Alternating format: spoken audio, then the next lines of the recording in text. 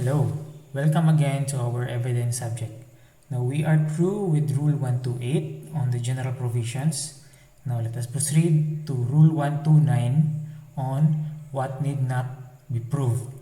Now as you can remember, we have discussed in the definition of evidence that if we want to establish a certain matter of fact in court, we have to present evidence. However, there are certain matters of fact that are so common, which are of public knowledge, that through logic and reason, it is expected that the court already knows those certain matters of fact. Okay, so these matters of fact, or on these matters of fact, the court takes judicial notice. Okay, so we have two kinds of judicial notice, or matters which the court take judicial notice. Okay, so first let us proceed with those certain matters of fact that it is mandatory for the court to take judicial notice. Okay, so first is, or that is provided in section 1, judicial notice when mandatory. Okay, a court, if we say mandatory, the court has no choice but to take judicial notice of these certain matters of fact. Okay, they have no discretion. Okay, they have no discretion and no judgment regarding on the matter. So these are certain matters of fact that mandatorily the court must take judicial notice. So first is the existence and territorial extent of states, their political history, forms of government, and symbol of nationality. So say for example, the USA, the fact that a country called the United States of America exists. So do we have to present proof that the United States of America exists? Okay, so of course not. It is of common knowledge that the United States of America exists. So we do not have to present evidence for that. Another is the law of nations, the admiralty and maritime courts of the world and their seals, the political constitution and history of the Philippines. Okay, so like our political constitution, we have democratic and republican. Our type of government is democratic and republican, and that we have our 1987 constitution. So do we have to present proof that we have a 1987 constitution? Of course not, because that is of common knowledge already, and it's expected of the courts to have knowledge of that political structure and constitution of the Philippines. The official acts of legislative, executive, and judicial departments of the national government of the Philippines. So say for example, laws, when our legislative branch enacts laws, okay, then do we have to show proof that a certain law exists? Okay, so of course not. So that another is the laws of nature. So like an object, if you let go of an object from a certain height and it falls down, of course by the law of gravity, the object will really fall down from a certain height. Okay, that's one of the laws of nature. So do we have to prove to the court that when we let go of a certain object from a certain height, it will fall. Do we have to show evidence about that? Do we have to show that if we say, let's say this cell phone, I am holding a cell phone and I will just let it go from my hand and it would fall? Do we have to show that in court? Of course not. Okay. And another is the measure of time.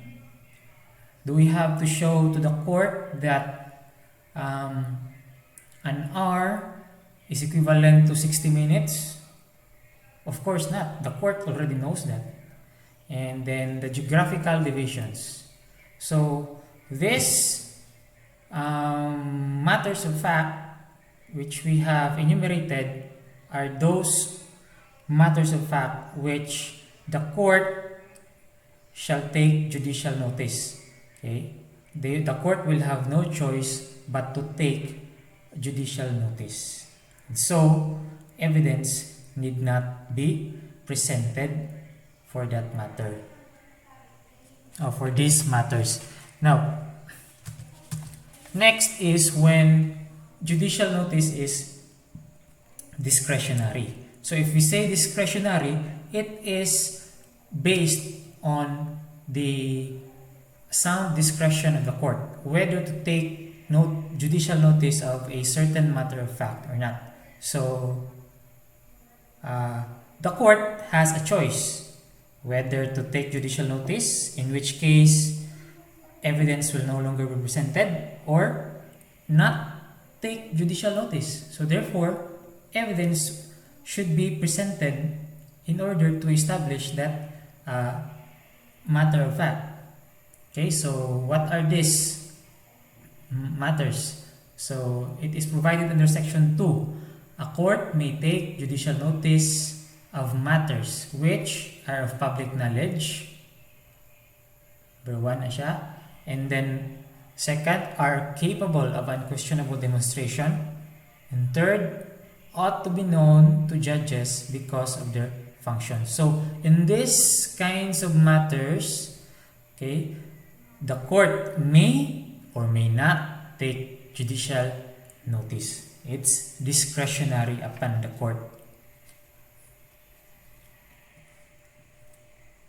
Now let us proceed to section 3. Judicial notice when hearing necessary. During the pre-trial and the trial, the court, motu proprio or upon motion, shall hear the parties on the propriety of taking judicial notice of any matter. Before judgment or an appeal, the court, motu proprio or upon motion, may take judicial notice of any matter and shall hear the parties thereon if such matter is decisive of a material issue in the case.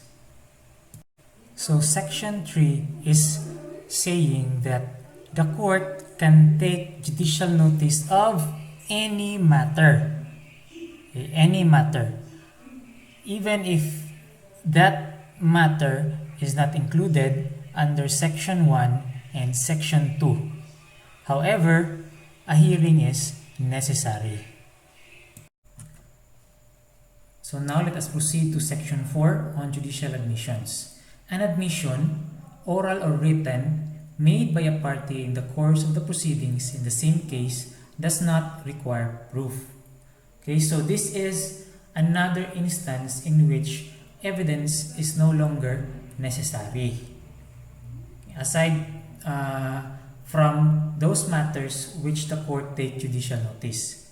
Say for example, in a case for homicide, when the accused, or if the accused testifies that he really did kill the victim, then in that case, the court will no longer require evidence that will show that the accused really killed the victim. Okay, so this judicial admission, okay, may be contradicted only by showing that it was made through palpable mistake or that the imputed admission was not in fact made. So the general rule is that a judicial admission cannot be contradicted. Okay, because we have this principle of estoppel that legally you cannot retract to what you have said earlier.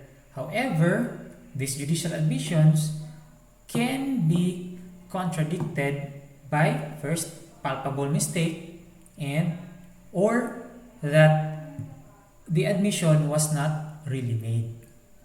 Okay, so that is section 4. Now, if you can analyze this rule 129, rule 129 provides for two instances in which evidence need not be presented. Okay, in which evidence is not necessary.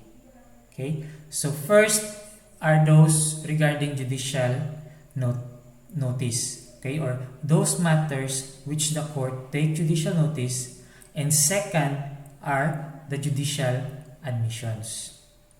However, if I may add, there are also matters in which proof is not necessary, or evidence is not necessary. Those are facts which are legally presumed. Okay, so there are really 3 instances in which evidence is no longer necessary. First are those matters which the court take judicial notice. Second, those judicial admissions. And third are those facts which are legally presumed. So for that third instance, we will be able to discuss that on our succeeding discussions or lectures. Okay, so that ends our discussion on Rule 129 on what need not be proved.